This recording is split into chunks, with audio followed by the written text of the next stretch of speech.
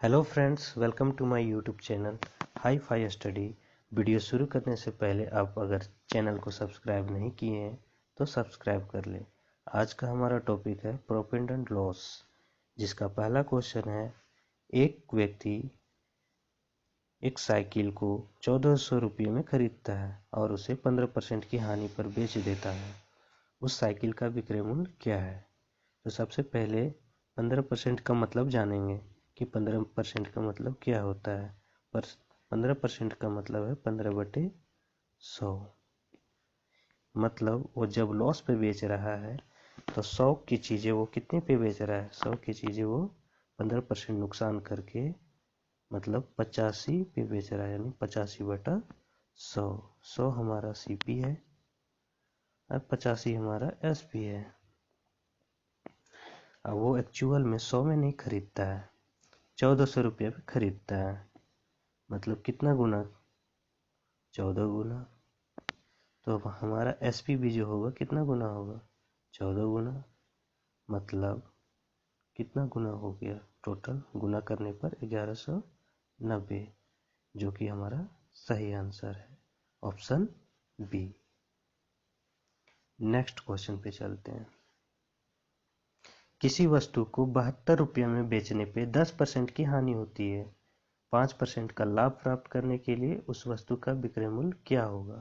तो सबसे पहले 10% का मतलब जानेंगे। 10% मतलब 10/100, या कहें कि 1/10। जब वो लॉस पे हो तो 10 की चीज़ें एक नुकसान करके वो 9 में बेच रहा है, लेकिन एक्चुअल में वो 9 नहीं बेच रहा है, 72 में बेच रहा है। कितना गुना है? 8 गुना। तो हमारा CP भी कितना गुना होगा? 8 गुना होगा। तो कितना हो जाएगा? 80। लेकिन 80 में वो 5% की लाभ प्राप्त करना चाहता है। मतलब जब वो लाभ प्राप्त करेगा तो 100 की चीज़ें 105 पे, मतलब 105/100। अब 21 से 5 बार में, 20 से 5 बार में 100, अब 20 से 4 बार में, मतलब 21 चौके 84। 84 रुपये में वो बेचेगा। हमारा सही आंसर बी होगा। नेक्स्ट क्वेश्चन पे चलते हैं। एक व्यक्ति किसी भूखंड को 3 बिचौलियों के द्वारा खरीदता है, जिनमें प्रत्येक 20% लाभ प्राप्त करता है। यदि व्यक्ति ने भूखंड को 3,45,600 रुपये में खरीदा हो तो भूखंड का वास्तविक मूल्य क्या था? तो सबसे पहले हम ये जानेंगे कि वो भूखंड को 3 बिचौलियों के द्वारा खरीदता है, वो भी 20% लाभ पे। सबसे पहले 20% का मतलब है 20/100। 20/100 मतलब 5 की चीजें एक लाभ प्राप्त करके कितना में बेच रहा है? 6 पे। तो इस तरह से 3 बार 3 लोगों से खरीदा हुआ है, तो 5 से 6, दूसरी बार भी 5 से 6, तीसरी बार भी 5 से 6। अब तीनों को एक साइड वाले के गुना कर देंगे। 5×5 = 25, बचे 125, 6×6 = 36, 216, मतलब 125 उसका CP है और 216 उसका SP है।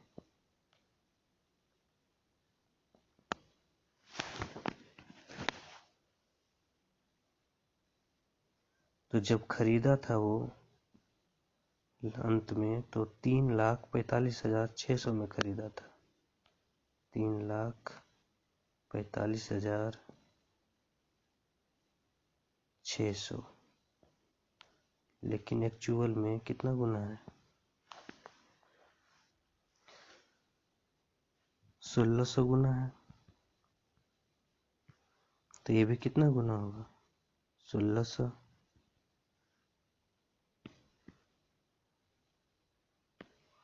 तो कितना हो जाएगा हमारा? 2 लाख।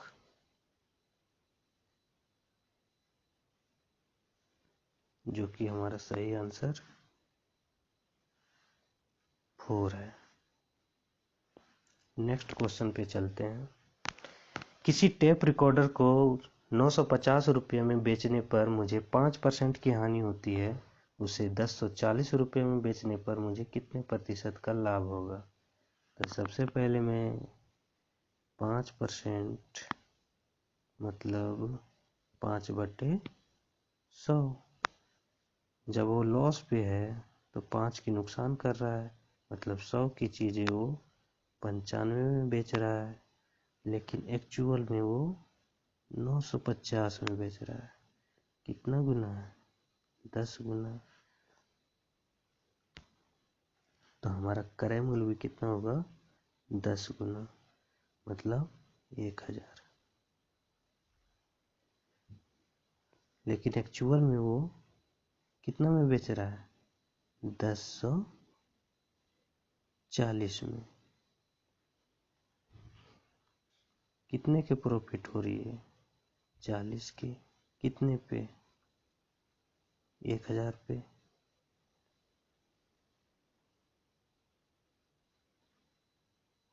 कितने परसेंट? 2 शून्य से 2 शून्य, 1 शून्य से 1 शून्य, कितना आ गया? 4%, जो कि हमारा सही आंसर 2। Next question. एक रेडियो को 990 रुपये में 10% के लाभ पर बेचा जाता है। यदि उसे 890 रुपये में बेचा गया होता तो उस पर कितना वास्तविक लाभ या हानि होती? तो सबसे पहले 10%। 10% का मतलब है 1/10। 1/10 का मतलब है जब वो प्रॉफिट पे है तो 10 की चीज़ें कितना में बेच रहा है? 11 में। लेकिन एक्चुअल में 11 में नहीं बेच रहा है, वो 990 में बेच रहा है। कितना गुना है? 90 गुना। तो हमारा सीपी भी कितना होगा, जिसको क्रय मूल्य बोलते हैं, वो भी 90 गुना होगा, मतलब 900।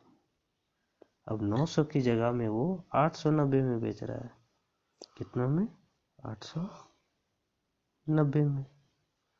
तो कितना लॉस हो रहा है? 10 का।